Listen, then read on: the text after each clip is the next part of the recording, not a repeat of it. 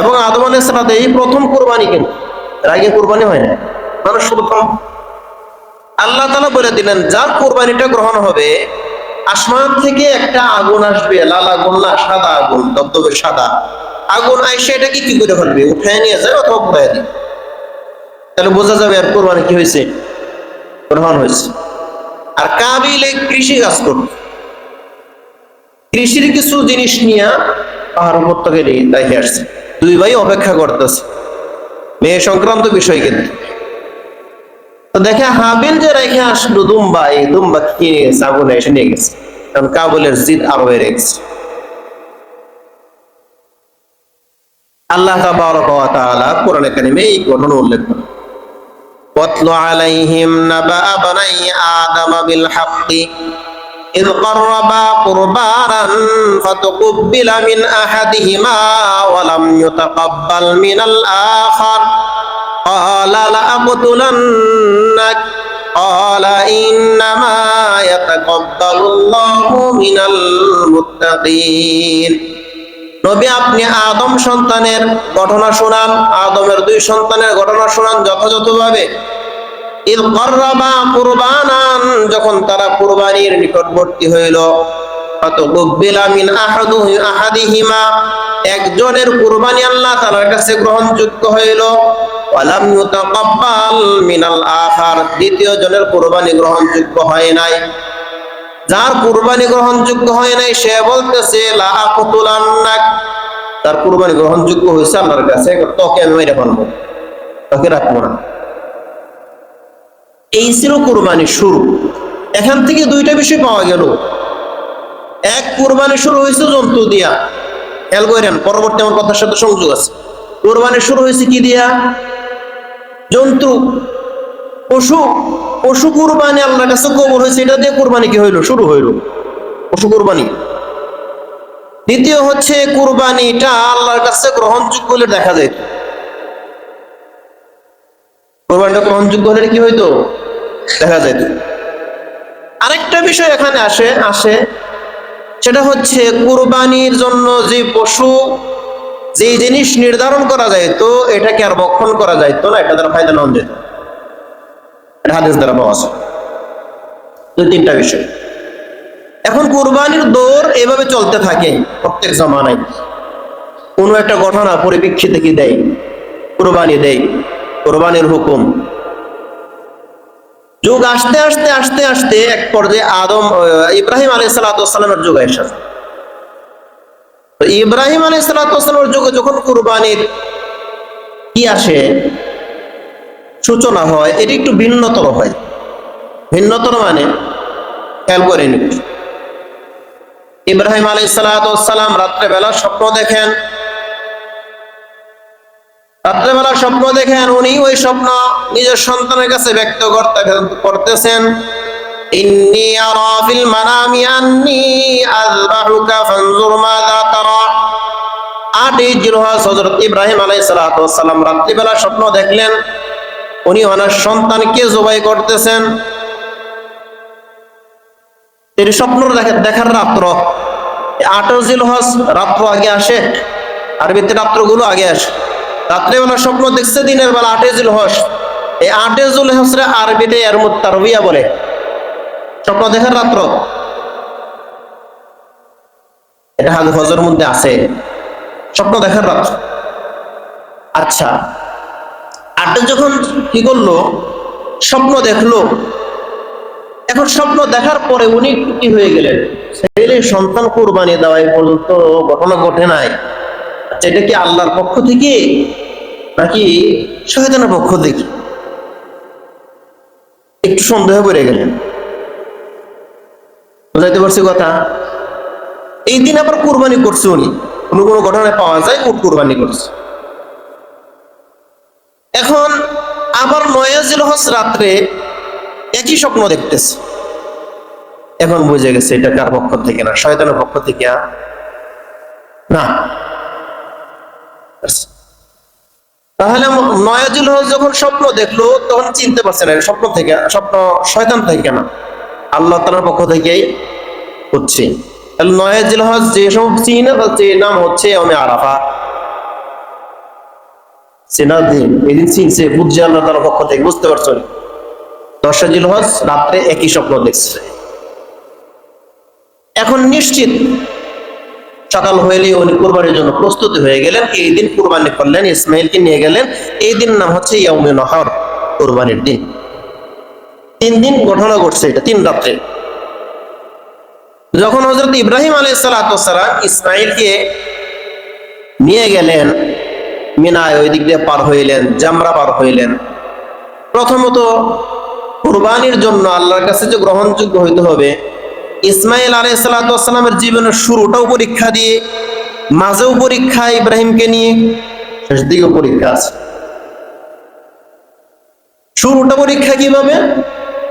যখন সন্তান ইসমাইল জন্মগ্রহণ করলো, তখনই সারা বলতেছে আমার ঘর বাড়ি ছেড়ে যাও, হাজিরা নিয়ে ঘরে যাও, হাজিরা নিয়ে অন্য জায়গায় যাও। প্রথম স্ত্রী ছিল সারা আলাইহিস সালাতু ওয়াসসালাম, ইব্রাহিম আলাইহিস সালাতু ওয়াসসালাম প্রথম স্ত্রী, চাচাতো বোন সারা আলাইহিস সালাতু ওয়াসসালাম। দ্বিতীয় স্ত্রী হাজেরা। হাজেরাকে কোনো এক ঘটনা প্রসঙ্গে উনি পাইছেন, আর প্রথম স্ত্রী ইচ্ছা করে বিবাহ করাইছেন হাজেরার সাথে। যখন সন্তান আদি হয়ে গেছে, এখন সারা বলতেছে আমার ঘর রাখা যাবে না, তোমার স্ত্রী নিয়ে যাবে, তোমার সন্তান তোমার স্ত্রীকে নিয়ে যাবে। সারার ঘরে প্রথমে সন্তান হয় না, প্রথমে সন্তান হয়েছে হাজেরা আলাইহিস সালাতু ওয়াসসালামের ঘরে। তো যখন এই কথা বললো, আল্লাহ তাআলা হুকুম দিলেন নিয়ে যান। কোথায় নিয়ে যাবেন? চলতে থাকেন, মরুপ্রান্তর এক জায়গায় নিয়ে যাবেন, এমন জায়গায় রেখে আসবেন। ইব্রাহিম আলাইহিস সালাতু ওয়াসসালাম বিবি হাজেরা আর ইসমাইল, শিশু সন্তান ইসমাইলকে নিয়ে পথ দিলেন।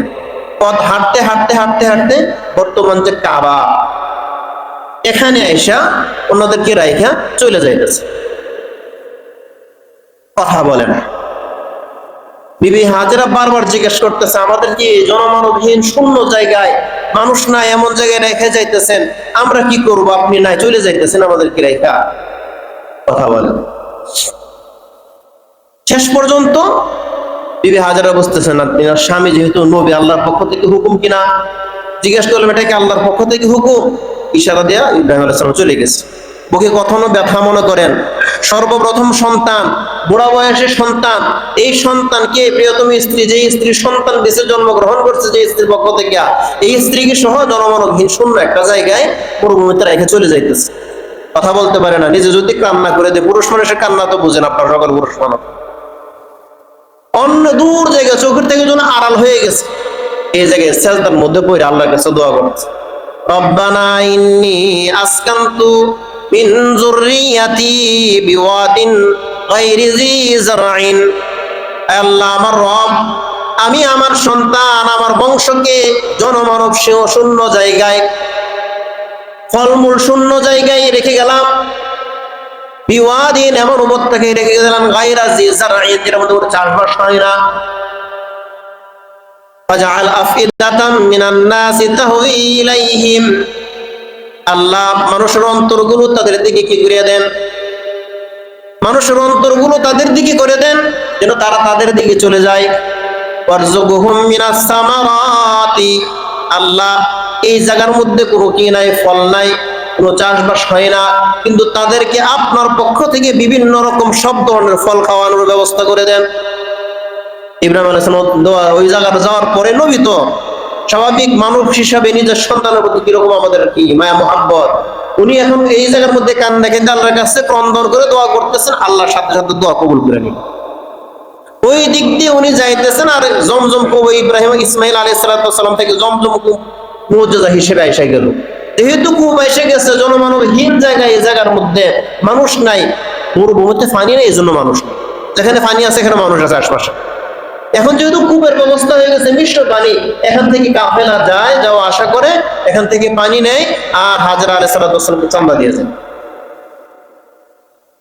হাদিয়া স্বরূপ কিছু দিয়ে যায়। কিছু মানুষ বসতি এই জায়গার মধ্যে করছে এসে, এবং বিবি হাজরা আলাইহিস সালামকে ওই বসতি যারা করছে, বসতির কমান্ডাররা, লিডাররা, নেতারা এসে করতেছে, যেহেতু আপনার কূপটা আপনার দ্বারা এটা হয়েছে, তাহলে আপনাকে একটা ঘর করে দিয়ে, পাকা করে একটা ঘর করে দেওয়া যায় পাথর দিয়ে। এখানে ইব্রাহিম ইসমাইল আলাইহিস সালাম মাকে নিয়ে বসবাস করতে থাকে। এখান থেকে সূত্র, এখন যখন এইভাবে যাইতে থাকে 7-8 বছর, ইসমাইল আলাইহিস সালাম, তখন ইব্রাহিমকে আল্লাহ তাবারক ওয়া তাআলা কি করেন, স্বপ্ন দেখেন। এইগুলো ইসমাইলের কাছে আসে, বেড়াইতে আসে, মাঝে মাঝে আসে।